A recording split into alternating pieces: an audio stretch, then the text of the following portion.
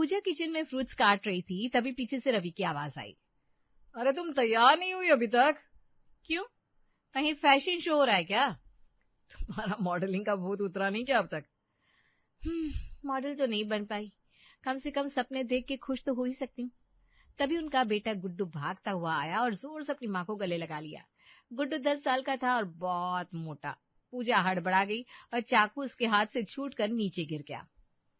गुड्डू, कितनी बार कहा कि किचन में ऐसे दौड़ा भागी मत किया करो, अभी चाकू किसी को लग जाती तो? पापा कैसे लग जाती, मैं हूं ना दी हल्क, मैं किसी को लगने नहीं देता।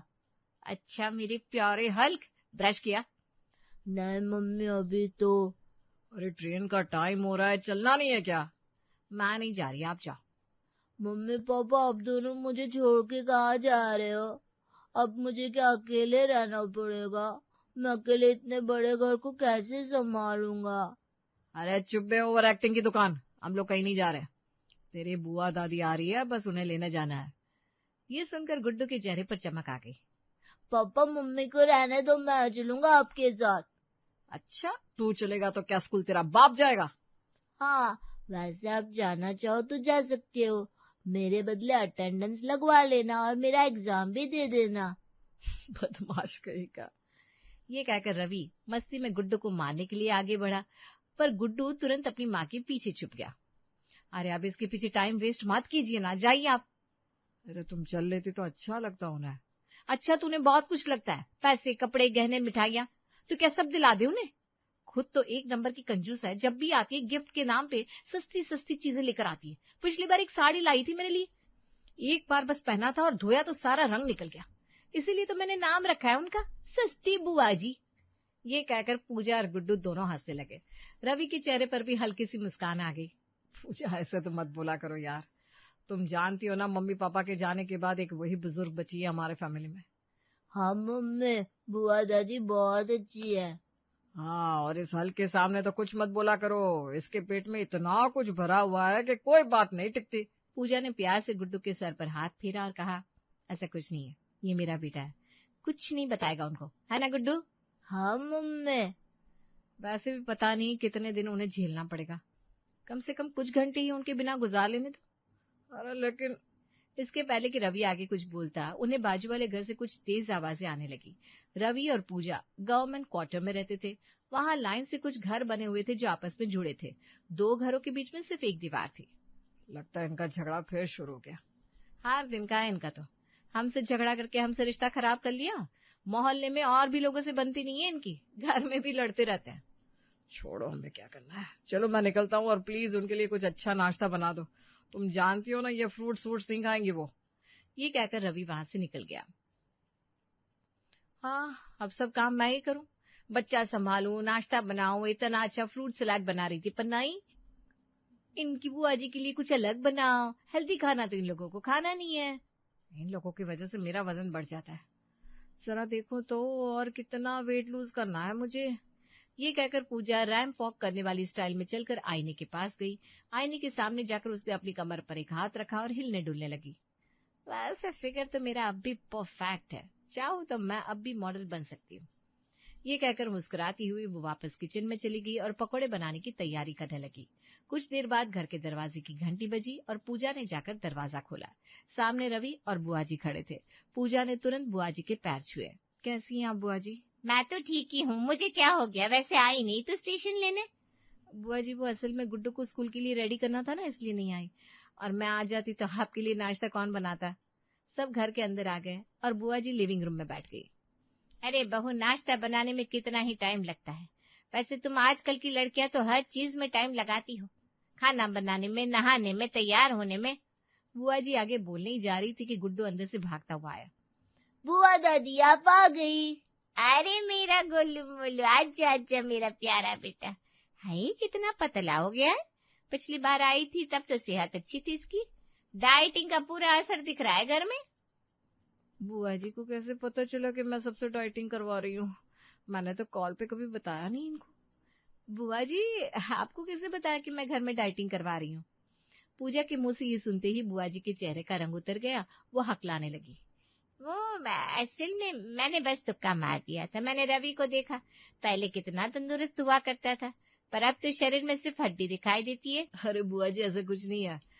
मैं तो ऑफिस के काम के चक्कर में पतला हो गया हूँ, बाकी खाना बराबर खाता हूँ मैं। तभी बुआ जी के पेट से आवाज आने लगी, मम्मी, बुआ दादी को भूख लग रही है।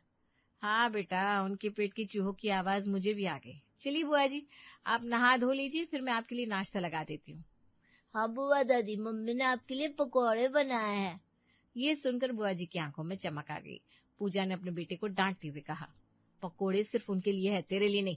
तू फ्रूट्स खाएगा और दूध पीकर स्कूल जाएगा। अरे तू क्या पट्टी पढ़ा रही है इसे? इतना अच्छा नाश्ता बनाए घर में, क्यों नहीं खाएगा? ये बिल्कुल खाएगा। ये सुनकर गुड्डू ने बुआ जी को गले लगा लिया। बुआ दादी काफी है जो मुझे समझती है। इनको तो खुश होना चाहिए कि इनके पास हल्क जैसा बेटा है, पर ये लोग समझते ही नहीं है। हल्क? ये क्या है बेटा? वो मैं आपको बाद में दिखाऊंगा। अच्छा आप बताइए, आप मेरे लिए क्या लाई है? वो भी मैं तुझे बाद में दिखाऊंगी। पता नहीं मेरा गिफ्ट तुझे पसंद आएगा भी या नहीं। आप ऐसा क्यों कह रही है? वो क्या है ना बेटा, कुछ लोगों को मेरा गिफ्ट सस्ता लगता है। बुआ जी के मुंह से ये सुनते ही रवि और पूजा दोनों ने चौंकते हुए एक दूसरे को देखा। ये क्या कह रही है बुआ जी आप? कुछ नहीं बेटा। अच्छा मैं नहाने जाती हूँ, पानी गर्म तो है ना? हाँ हाँ बुआ जी, गीजर चालू कर दिया है। बुआ जी उठकर बाथरूम की तरफ जाने लगी। वो जैसे ही पूजा के पास पहुंची, उसकी तरफ बिना देखे उन्होंने धीरे से ताना मारते हुए कहा, सस्ती बुआ जी। ये कहकर चली गई और पूजा का मुंह बड़ा सा खुल गया। शाम को रवि ऑफिस से घर पहुंचा। पूजा अपने कमरे में बैठकर अपना फोन चला रही थी। उसका चेहरा गुस्से से लाल था। पूजा, बुआ जी कहाँ है? कहाँ है मतलब? हॉल में बैठकर टीवी देख रही होगी। अरे नहीं है हॉल में, तभी तो तुमसे पूछा। अरे तो फिर होगी कहीं, मुझे नहीं पता। तुम्हें क्या हुआ भाई, मुंह क्यों फुला रखा है? तुम्हें नहीं पता? मुझे कहाँ से पता होगा, मैं तो अभी ऑफिस से आ रहा हूँ। अच्छा, मेरे पीठ पीछे मेरे खिलाफ अपने बुआ जी के कान भर रहे हो और अनजान बनने का नाटक कर रहे हो। मैं कान भर रहा हूँ? अरे कुछ भी बोल रही हो तुम। अच्छा, तो फिर वो डाइटिंग की बात और वो सस्ती बुआ जी वाली बात तुमने नहीं बताई क्या उन्हें? पूजा, तुम मुझे अच्छे से जानती हो, मैं कभी चुगली वाला काम नहीं करता। हाँ, मैं बुआ जी की रिस्पेक्ट करता हूँ, पर तुमसे भी तो प्यार करता हूँ। अपने ही घर में झगड़ा क्यों करवाऊंगा मैं? पूजा समझ चुकी थी कि रवि सही कह रहा है। तो फिर किसने? तभी अचानक बाहर से गुड्डू की आवाज आई, मम्मी मैं खेल कर आ गया, कुछ खाने को दो ना मुझे। रवि और पूजा दोनों बाहर आए। उन्होंने देखा कि बुआ जी गुड्डू के साथ थी। अरे बुआ जी, आप भी गुड्डू के साथ खेलने गई थी क्या? नहीं पापा, मैं तो। इससे पहले कि गुड्डू आगे कुछ बोल पाता, बुआ जी ने तुरंत उसका मुंह बंद कर दिया और कहा, हाँ बेटा, मैं भी ना गुड्डू के साथ थोड़ा टहलने निकल गई थी।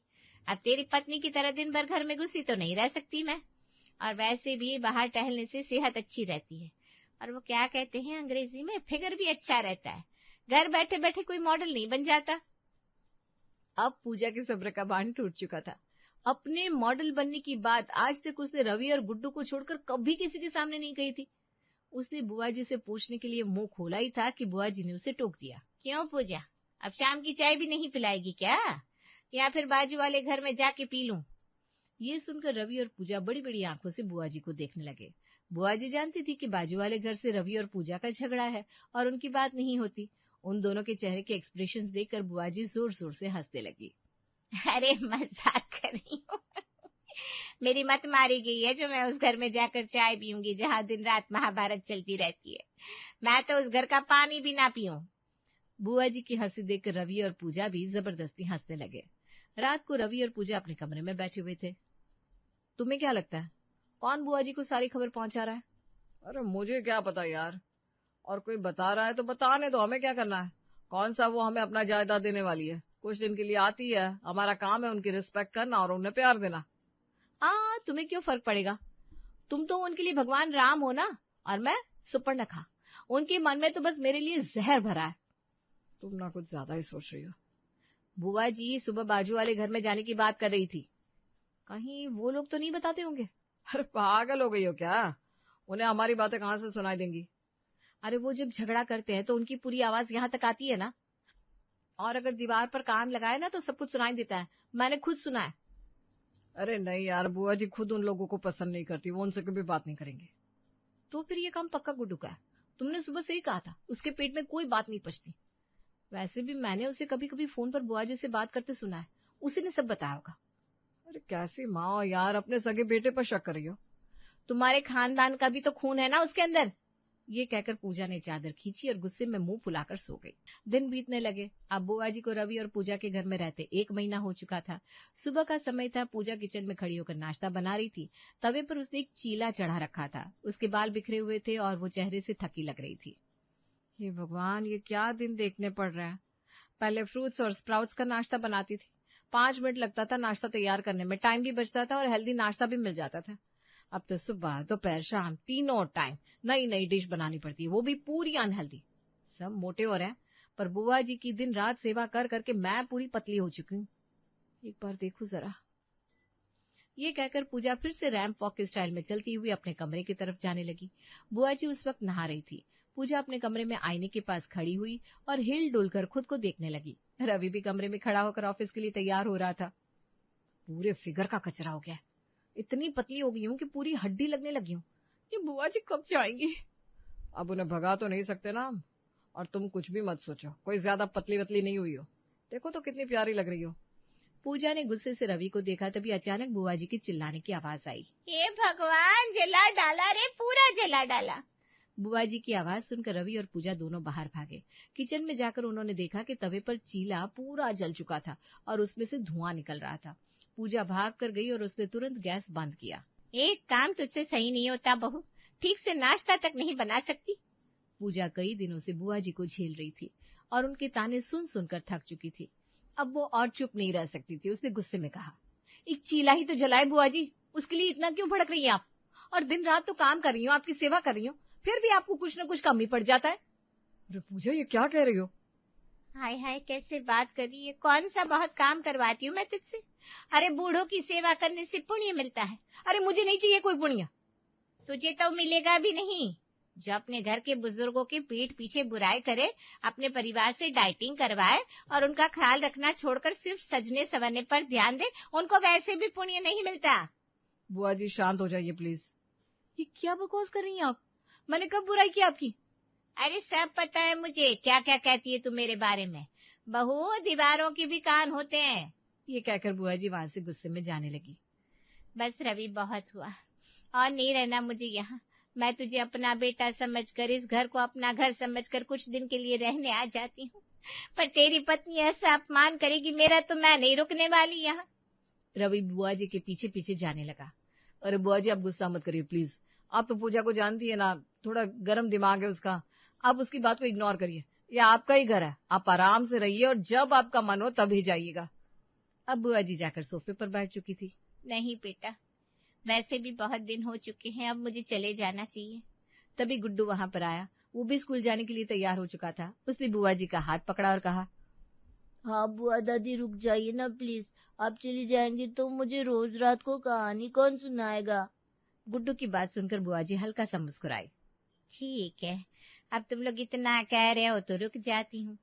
पूजा किचन की चौखट पर खड़ी होकर ये सारा तमाशा देख रही थी। उसने एक ठंडी सांस छोड़ी और चुपचाप अपने कमरे में चली गई। शाम को रवि ऑफिस से घर लौटा। पूजा अपने कमरे में बैठकर फोन चला रही थी और फिर उसका चेहरा गुस्से से लाल था। बुआ जी कहाँ? मैंने ठीका नहीं ले रखा उनका। तभी बाहर से गुड्डू की आवाज आई, मम्मी मैं खेल कर आ गया, कुछ खाने को दो ना। लो, आ गई तुम्हारी प्यारी बुआ जी। रवि और पूजा दोनों कमरे से बाहर निकले, पर देखा कि गुड्डू वहां अकेला था और बुआ जी उसके साथ नहीं थी। गुड्डू, बुआ जी कहाँ? मुझे नहीं पता पापा। पता नहीं मतलब? वो तो तेरे साथ ही शाम को घूमने जाती है ना? हाँ पापा, कभी कभी जाती है, पर आज नहीं गई। रवि ने बुआ जी को फोन लगाया, पर उनका फोन नहीं लगा। उसने 2-3 बार फोन ट्राई किया, पर फोन बंद बता रहा था। पूजा ने रवि के चेहरे पर परेशानी देखी और कहा, तुम फालतू में टेंशन मत लो, यहीं कहीं घूमने गई होगी, थोड़ी देर में आ जाएंगी। इतनी जल्दी हमारा पीछा नहीं छोड़ने वाली वो। जाओ हाथ मुंह धो लो, नाश्ता बनाती हूँ। रवि ने पूजा की बात मानी और कमरे में चला गया। 1 घंटा बीत गया, पर बुआ जी घर नहीं लौटी। रवि, पूजा और गुड्डू तीनों बैठकर टीवी देख रहे थे। रवि ने घबराते हुए कहा, पूजा बहुत देर हो गई है, अब तो अंधेरा भी होने लगा है।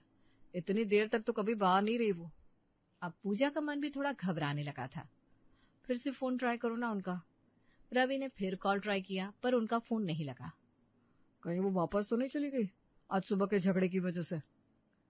पूरा सामान तो उनका रखा हुआ है, ऐसे कैसे चली जाएंगी? हाँ सही कह रही हो, मैं एक बार बाहर देख कर आता हूँ। चलो मैं भी चलती हूँ। गुड्डू को घर छोड़कर दोनों बाहर निकल गए बुआ जी को ढूंढने। उन्होंने हर जगह ढूंढा पर बुआ जी उन्हें कहीं नहीं मिली। थक हार कर वो लोग घर की तरफ आए। उन्होंने देखा कि गुड्डू बाहर गेट पर खड़ा होकर उनका इंतजार कर रहा था। रवि ने तुरंत पूछा, बुआ जी आई? नहीं। अरे कहाँ चली गई वो? कहीं उन्हें कुछ? पापा, मैंने ना बुआ दादी को 1-2 बार बाजू वाले घर में जाते देखा था, कहीं वो वहां तो नहीं चली गई? अब पूजा के दिमाग की बत्ती जली। उसे वो दिन याद आया जब उसने गुड्डू से पूछा था कि कहीं वो बुआ जी को उनकी बातें बताता तो नहीं है, और गुड्डू ने हल्की कसम खाकर कहा था कि उसने बुआ जी को कुछ नहीं बताया। अब पूजा समझ चुकी थी कि बुआ जी को सारी खबरें बाजू वाले घर से ही मिल रही थी। वो तैश में बाजू वाले घर के गेट के अंदर गई और खिड़की से अंदर झांका। वहां बुआ जी और उनकी पड़ोसन दीवार के पास बैठी थी। अब पड़ोसन ने बुआ जी से कहा, बड़ा अच्छा सबक सिखाया वैसे आपने उन दोनों को।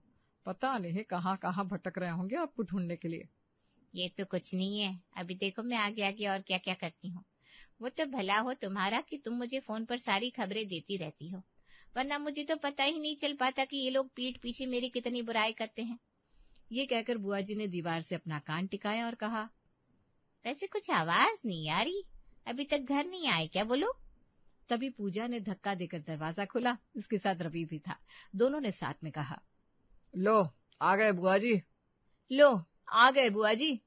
बुआ जी चौंक गई, अपने सर पर हाथ रखकर जोर से चिल्लाई, हाय राम, मैं तो गई काम से,